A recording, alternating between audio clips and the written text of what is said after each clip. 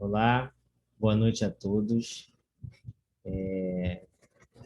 Mais uma vez aqui juntos, né, para mais um estudo de terça-feira. Estudo muito importante, como todos os outros são, porque é o momento que a gente tem de manter as nossas atividades. Em momento que tanto estamos falando aí pela televisão de reabrir igrejas e ao mesmo templos religiosos e outras atividades, e ao mesmo tempo a gente está vendo o crescimento tão grande dessa contaminação pelo Covid. Então, antes de eu começar, eu queria esclarecer isso, porque a nossa casa espírita ela segue uma, uma orientação do Conselho Espírita do Rio de Janeiro, que é a nossa federativa, e nossa federativa aconselha a mantermos as casas fechadas. Tá? Então, mais uma vez, mais um estudo que a gente está aqui para falar de forma online, né?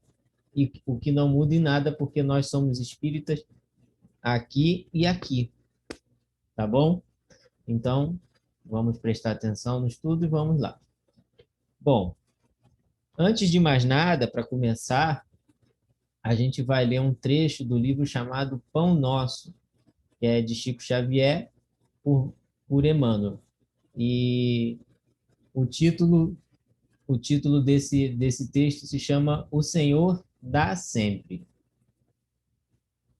Pois se vós, sendo maus, sabeis dar boas dádivas aos vossos filhos, quanto mais dará o Pai Celestial, o Espírito Santo, àqueles que lhe pedirem.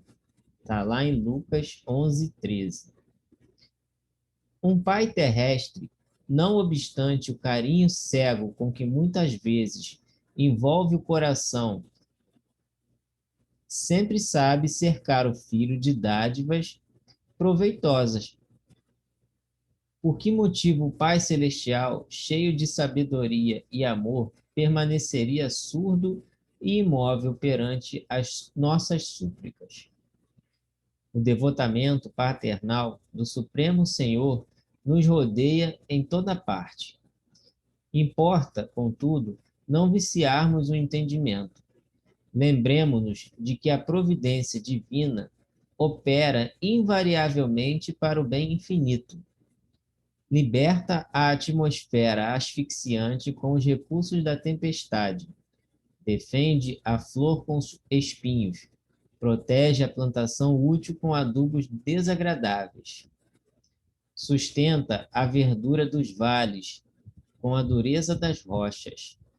Assim também, nos círculos de lutas planetárias, acontecimentos que nos parecem desastrosos à atividade particular representam escoras ao nosso equilíbrio e ao nosso êxito, enquanto que fenômenos interpretados como calamidades na ordem coletiva constituem enormes benefícios públicos. Roga, pois, ao Senhor a bênção da luz divina para o teu coração e para a tua inteligência, a fim de que te não percas no labirinto dos problemas. Contudo, não te esqueças de que, na maioria das ocasiões, o socorro inicial do céu nos vem ao caminho comum através de angústias e desenganos. Aguarda, porém, confiante a passagem dos dias. O tempo é o nosso explicador silencioso e te revelará ao coração a bondade infinita do Pai que nos restaura a saúde da alma, por intermédio do espinho da desilusão ou do amargoso elixir do sofrimento. Que possamos, então, fechar os nossos olhos de maneira facultativa, ver em nossa tela mental a imagem de Jesus nos amparando, nos consolando nos momentos tão difíceis que todos nós atravessamos. Obrigado, Pai. Obrigado, amigo Jesus, pela oportunidade de aprendizado, pelos momentos que vivemos, que nos servem de caminho para chegarmos mais adiante. Obrigado, amigos espirituais, que estão sempre ao nosso lado, ao lado de cada um de nós, buscando nos dar boas inspirações e buscando sempre nos envolver carinhosamente no seu amor e na sua bondade. Que assim seja. Bom, pessoal, hoje a gente vai estudar um pouquinho uma passagem de Mateus que puxa o tema de hoje, que é o sacrifício mais agradável a Deus, né? E essa passagem de Mateus, ela ilustra bem isso. Está lá em Mateus 5, 23 e 24. E ele fala assim: Se, portanto, quando fordes depor vossa oferenda no altar, vos lembrardes de que o vosso irmão tem qualquer coisa contra vós, deixai a vossa dádiva junto ao altar e ide antes reconciliar-vos com o vosso irmão.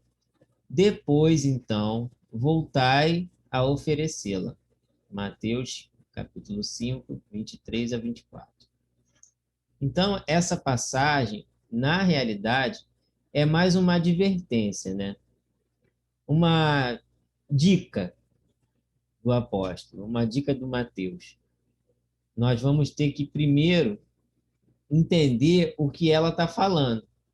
E para isso, a gente tem que voltar um pouquinho no tempo e ver como era organizada aquela sociedade naquela época, porque senão a gente vai interpretar errado.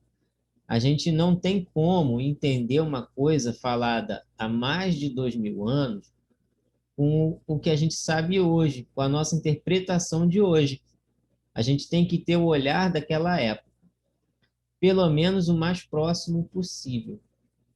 Se a gente for entender com o olhar de hoje, a gente não vai ter a mesma percepção, ou essa percepção seria muito diferente do que realmente o Mateus queria falar.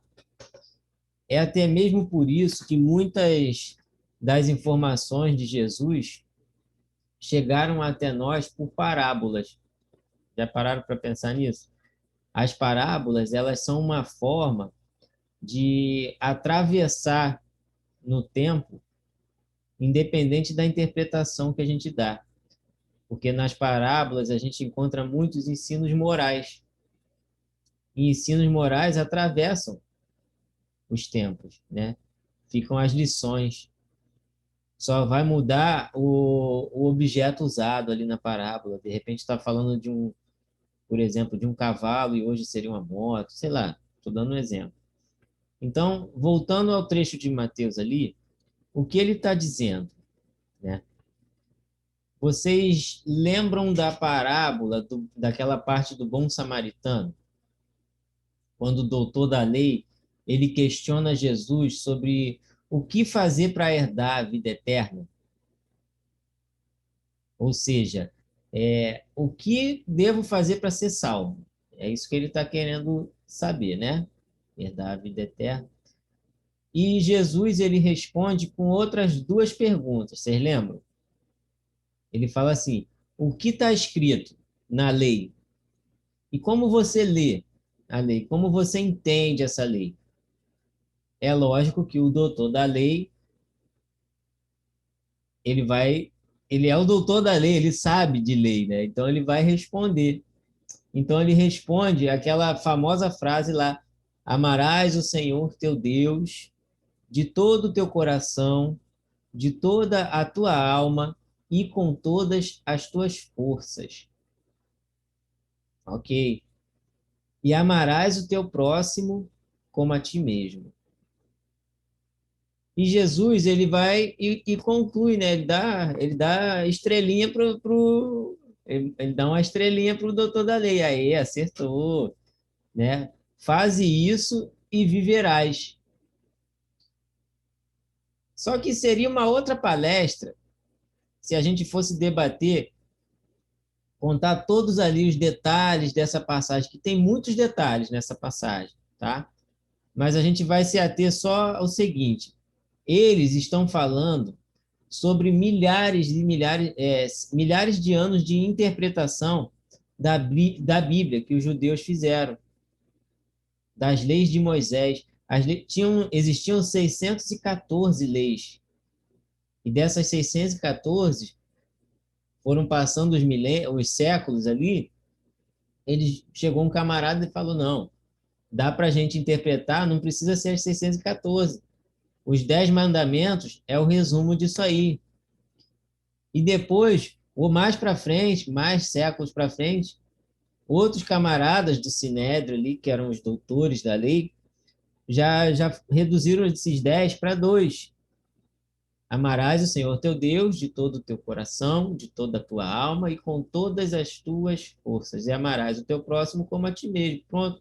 Essas duas resumem aquelas 614 leis lá que existem para a pessoa herdar a terra, para conseguir a salvação, para viver junto de Deus, né?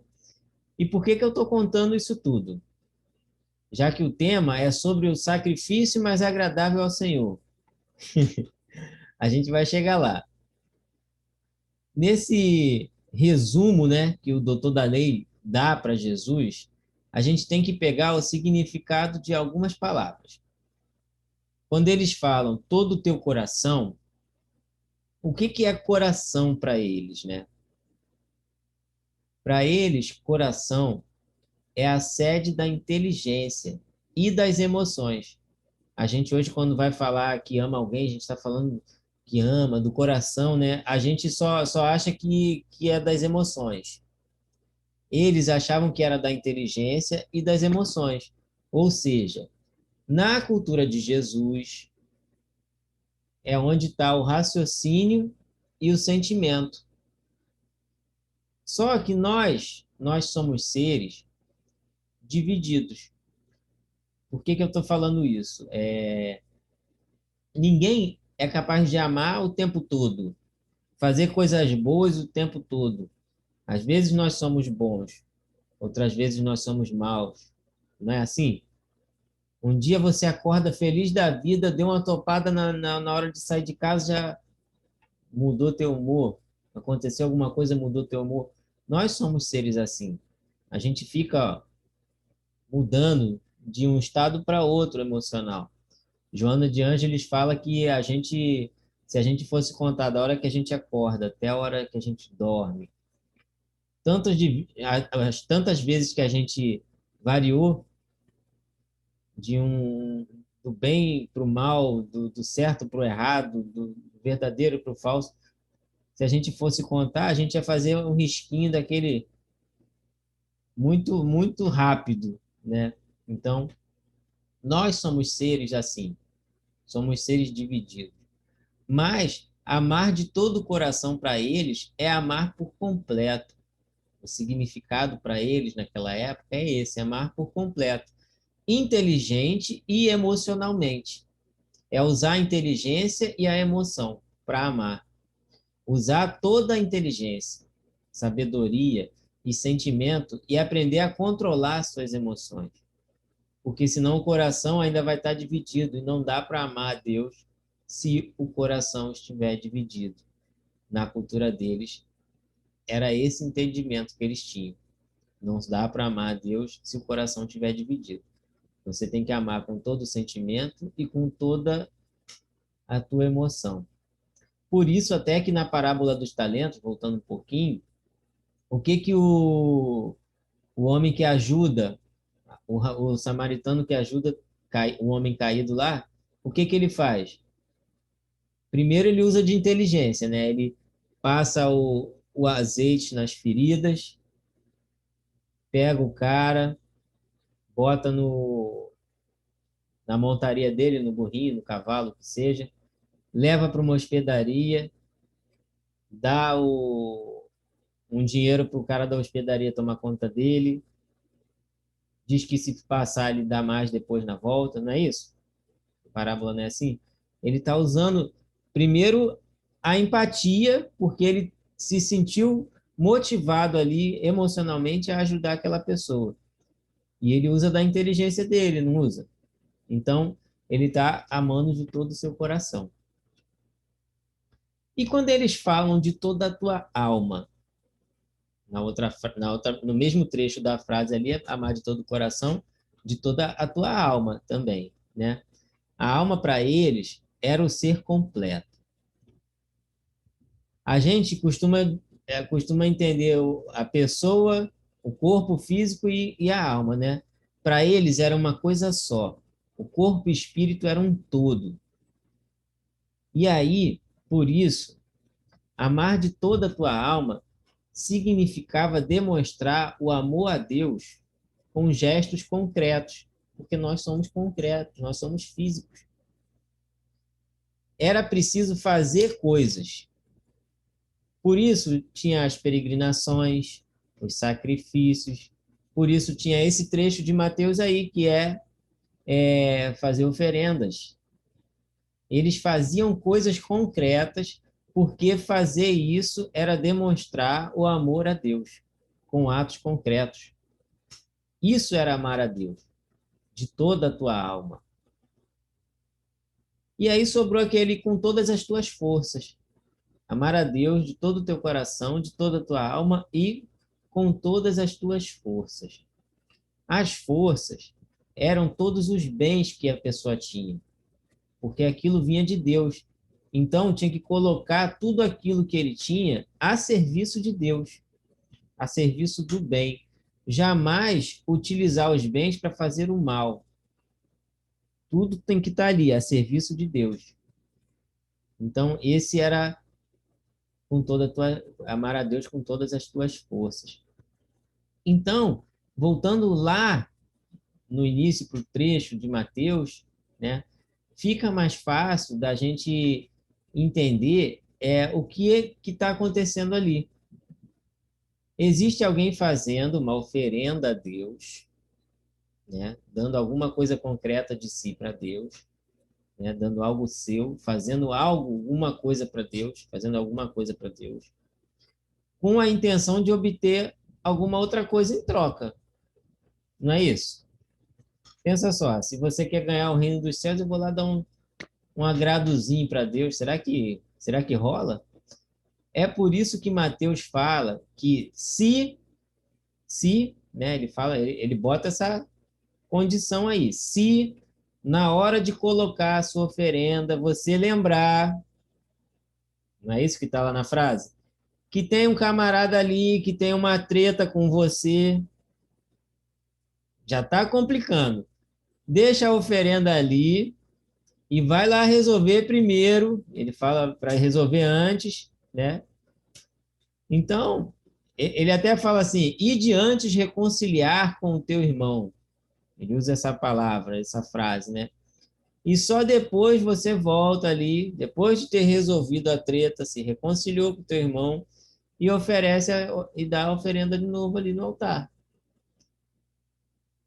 Só que nós, como reencarnacionistas, a gente sabe que às vezes uma coisinha para ser resolvida não se resolve numa vida só.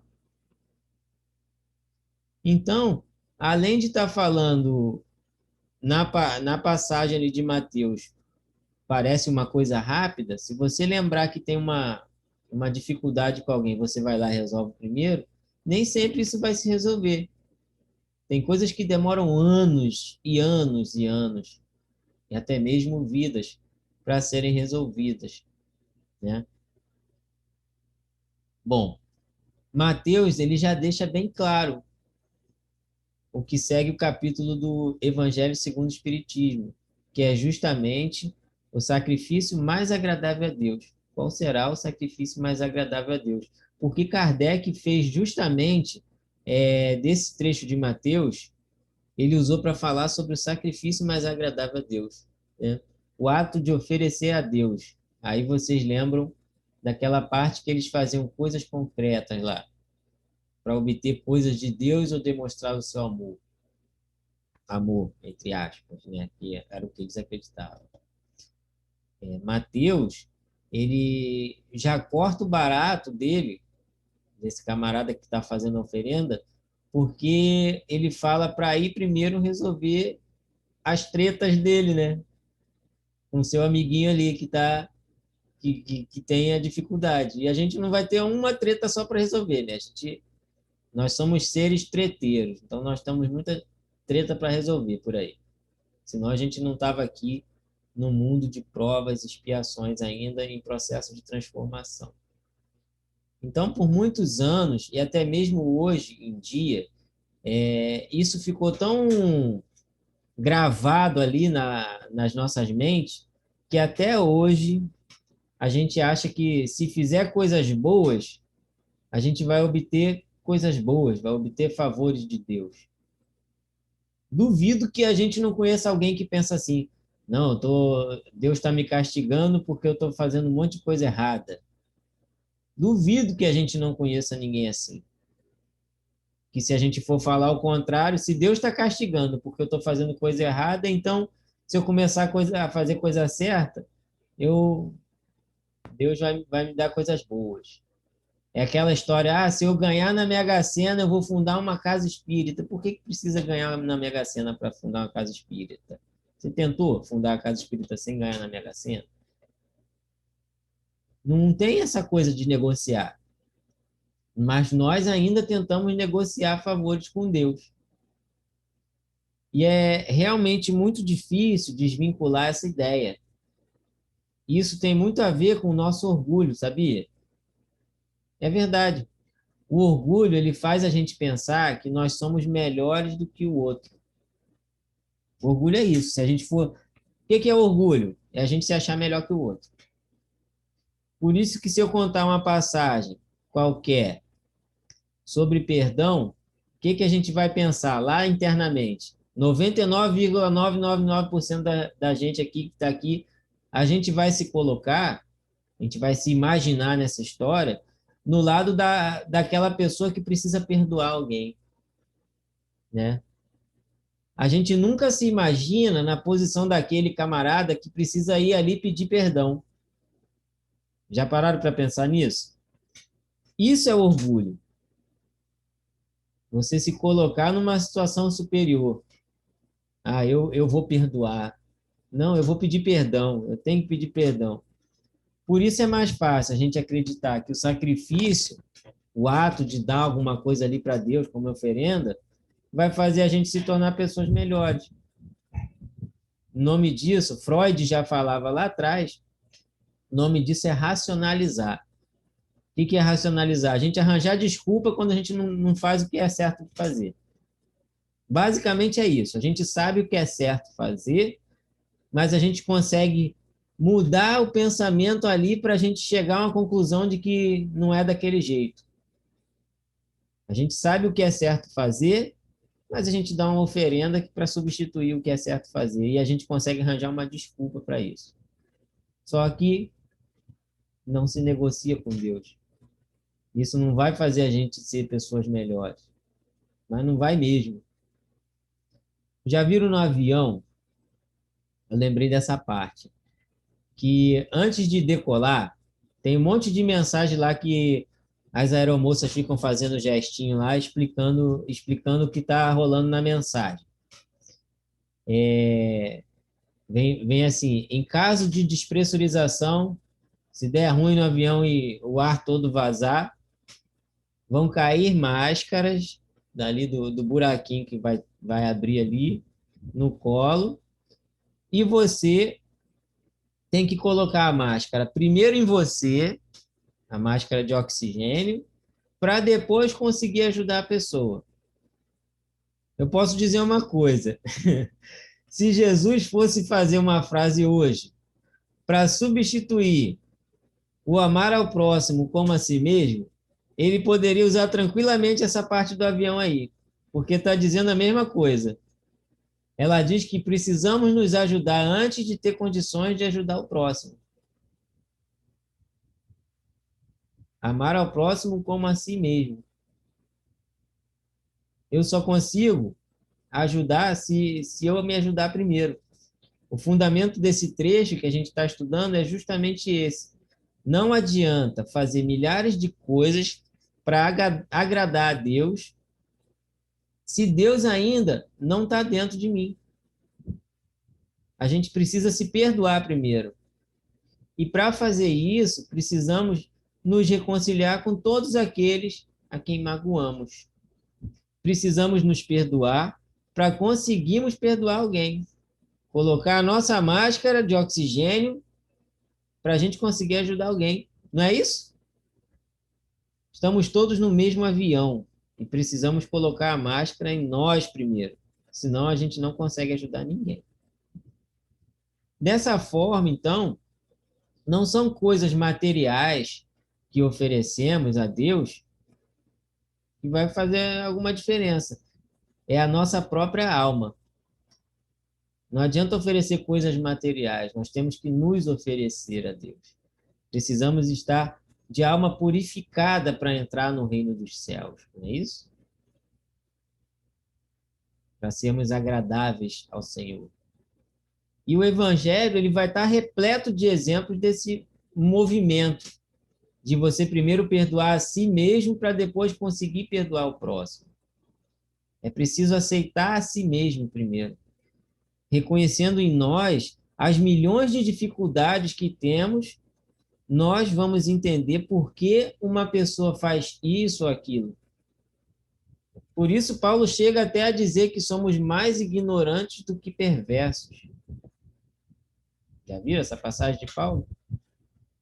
Não adianta a gente ir para o centro espírita, assistir todas as lives que tiverem, ir para a igreja, ir para o culto que for, todos os dias, se dentro de nós ainda não aceitamos as nossas dificuldades. Não adianta participar de tudo que é movimento espírita, movimento católico, evangélico, umbandista, qualquer outro qualquer outra coisa, se você não se movimenta para dentro de você mesmo. Se não faz uma reflexão honesta e procura os seus defeitos para buscar melhorar nesse ou naquele ponto, não adianta. É nesse sentido que o sacrifício mais agradável a Deus não é ir para esse ou aquele lugar, distribuir comida na rua, participar de cultos, assistir todas as lives, comentar tudo. O sacrifício verdadeiro que a gente tem que fazer é o sacrifício espiritual. É a nossa busca em sermos pessoas melhores. Esse sacrifício é agradável a Deus. Esse sacrifício nos aproxima dele. Não existe negociação com Deus. Só ficamos mais próximos dele à medida que aprendemos a amar. E como já aprendemos, é preciso amar a Deus sobre todas as coisas e ao próximo como a si mesmo. Muito obrigado a todos por terem me ouvido até agora. Muita paz. Bom, eu gostaria de terminar lendo uma mensagem que está no livro O Espírito da Verdade, também de Chico Xavier, por espíritos diversos, que se chama Perdoa e Serve. Tiveste hoje motivo de reclamar. No entanto, perdoa e serve sempre. Medita e perceberás o problema dos outros. Alguém levantou a voz procurando ferir-te, mas não lhe viste as marcas da enfermidade com que talvez amanhã se recolha à sombra do hospício. Esse passou renteando contigo, fingindo não te ver. Pensa, contudo, que dentro de breves dias, possivelmente, buscarás em vão esconder os sulcos das próprias chagas. Aquele te furtou roubando a si mesmo. Aquele outro julga enganar-te quando ilude a si próprio. E há quem se suponha colocado tão alto que não teme oprimir-te para cair em breve tempo sob o golpe da morte. Perdoa a tudo e a todos, infatigavelmente, porque os ofensores de qualquer condição carregam consigo o remorso como espinho de fogo encravado no próprio ser. Toda criatura necessita de perdão, como precisa de ar, porquanto o amor é o sustento da vida. Não permitas, porém, que o perdão seja apenas um som musical nos movimentos da língua. Reflete quantas vezes tens errado, reclamando entendimento e tolerância, e esquece toda ofensa recomeçando a servir ao lado de teus irmãos. Lembra-te, acima de tudo, de que perdoando a bênção de Deus consegue descer até as lutas da alma e que somente perdoando é que a alma consegue elevar-se para a bênção de Deus, pelo Espírito Meimei. Então,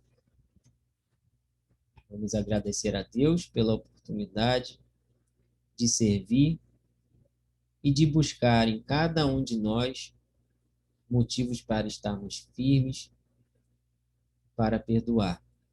Obrigado, amigos espirituais, que assim seja. Que assim seja, pessoal. Até a próxima.